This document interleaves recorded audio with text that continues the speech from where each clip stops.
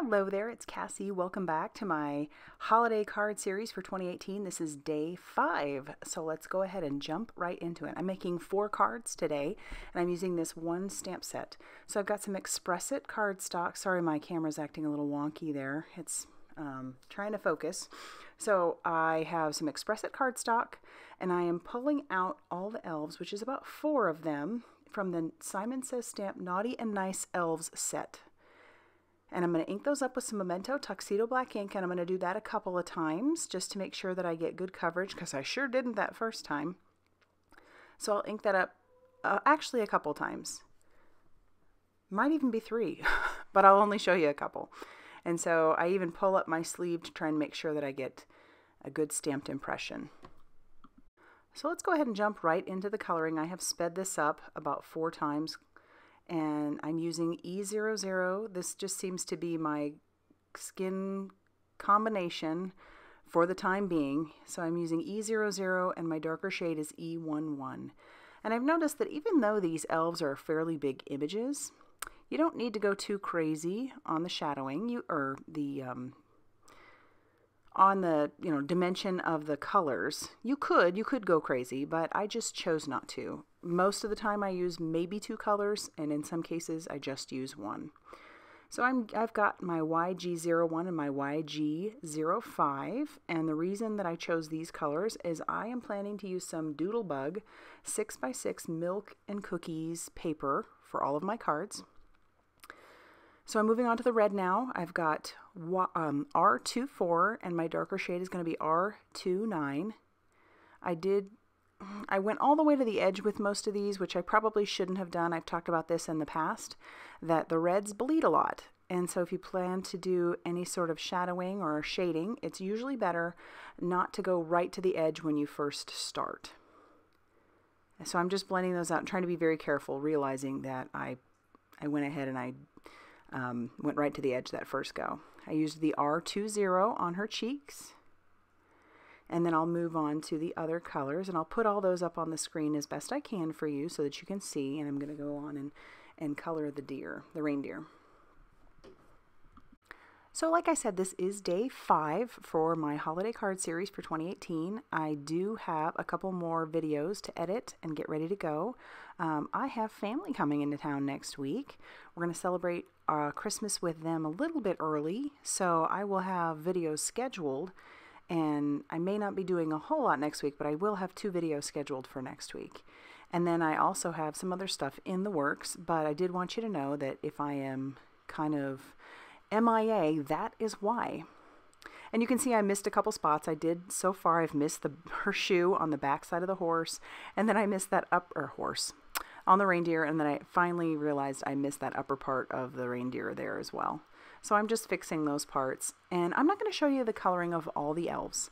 Like I said, I stamped out all 4 and I colored all 4, but I'm not going to show you all the coloring because it is basically the same thing. I use all the same colors, just kind of varying how I color their outfits, like if I dominate green or dominate red. But like I said, it's all basically the same. So what I will end up doing is coloring all of the rest of those off screen, and then I will cut all of these out off screen as well, because I don't have the matching dies, but I know that Simon Says Stamp does have the matching dies to go along with this set. I just didn't snag it at the time. I'm going to be honest with you, when I first saw this image, I didn't think it was really I didn't think it was really my cup of tea until I really started looking at it, and I thought, there's some really cute sentiments in there, and those images really are pretty cute. And I bet you could crank out quite a few cards with that one. So I did get it, obviously. And here I'm just using my Nuvo glitter pen over parts of the reindeer and parts of the image. And I'll do that in some of the other images as well. And so there they are, all cut out, colored, looking cute. And I even stamped and colored and cut out the banners. And I used 2 sentiments that came in the set with those that say, "May your holiday be sweet," and "jolliest" something. I missed that, but you'll see. And so there's the paper I chose to use. I have 4 of those patterns ready to go, and I'm going to use a couple other products. I plan to use the My Favorite Things Wonky Stitch Squares. I had a couple cut out already, but I'm going to end up cutting down that bigger one. It's just too big. And I did the same thing with the wonky stitched circles as well. And then I have 4 pre-scored cardstocks from Simon Says Stamp. I ran the pattern papers through my Big Shot machine with the My Favorite Things Blueprints 29, just one of the dies from there. And now, since those are pre-scored, I'm going to go ahead and use my bone folder to get all of those pre-scored papers folded and ready to go. So this part is like super quick assemble. And I also, off screen, went ahead and covered all the backs of all the images, including the sentiments, with some foam tape, because I plan to have that be some of my dimension. I must have cut out how I assembled the first part of this card, which was basically to just use some glue, some liquid glue, to adhere down the card panel, the patterned paper card panel, down to my card base, as well as the wonky stitch square. And then I'll just assemble all that way. I've got some Nuvo Vintage drops in the color Post Box Red, and I'm going to put those up in that corner. Just 3 of them, variegating their sizes, or variating their sizes. And then that will finish off. Well, it doesn't really finish it off. I decide to add some more stuff to it later. But I smack those down to make them look a little bit more like enamel dots, and then I'll set those off to the side. And here you go. I'll actually show you me assembling one of the cards. I'm trying to decide which ones are going to go with which patterns and which ones are going to go with which wonky square or circle. And when I have that all figured out, I grab that liquid glue and I put it all over the back. It looks like I'm being fairly generous, but it's not a lot. And I like to use the liquid glue because it does give me a little bit of time. In case I don't get it down straight, I can move it a little bit.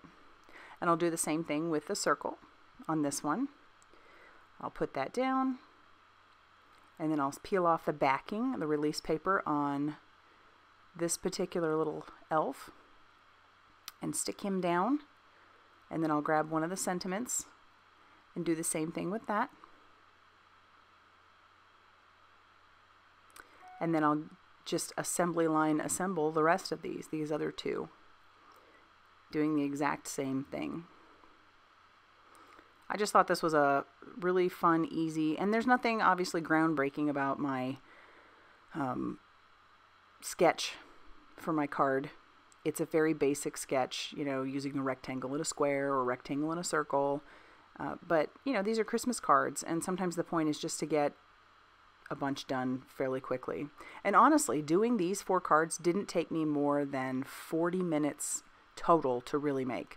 I've obviously, with the magic of video editing, I have cut that down quite a bit, but 40 minutes for 4 cards, that's really good. Now, I went in with a game plan, but I really ended up loving how these turned out. And you could very easily, even if you use less Copic colors, less shadowing, you could crank them out pretty quickly as well. So for that last one, I do the exact same thing.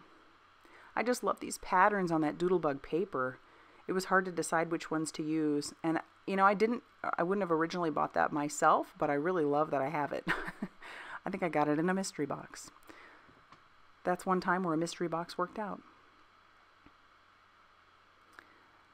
So I'll put that one down, grab his sentiment, and then I'm going to go on to do the same thing with the Nuvo Vintage drops in Postbox Red on all of those as well. But I'm waiting. So if I had been thinking, I would have done that first. So I did use a stamp block for my first one because I had already put the Nuvo drops on that one, but I'm going to put the rest of these inside my Mini Misty, and I have my sentiment lined up in there, and I'm going to use the Distress Oxide color in Fire Brick Red. That was the one that seemed to match the best of the reds that I have. And I love using the Distress Oxides because they stamp so beautifully and easily, and they also just, the coverage is really good. And I like the sheen, or well, the lack of sheen with the stamping as well. Not that there's any sheen really when you stamp with anything else, but it's a different look. You guys know, if you've used it, it's a different look.